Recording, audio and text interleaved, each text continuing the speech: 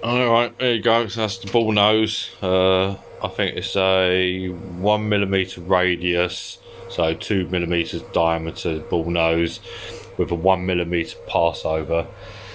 Now there, it's sod's law when you're recording, especially if you know you're going to upload it to YouTube or social media or whatever.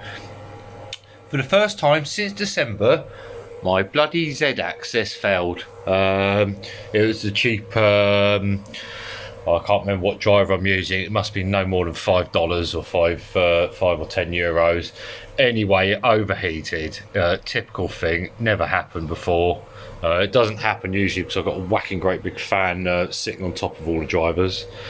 So use, I think wood filler, white wood filler. Filled it all in, let it dry after 15 minutes, and just reran the machine over it. So it doesn't make too much difference to me because I'm going to be painting it. However, I do have a thing where sometimes I will put all like the pieces together. So for example, I put all three pieces together, glue it, then put a 2-pack car primer over it. Once that's dry, after about a day, I then reposition it on the machine and then put I think it's a 1 mil diameter ball nose all over it just to get it perfect, and then you just do a light sand and it's good for paint. Anyway, so there's that bit. I now got to assemble it.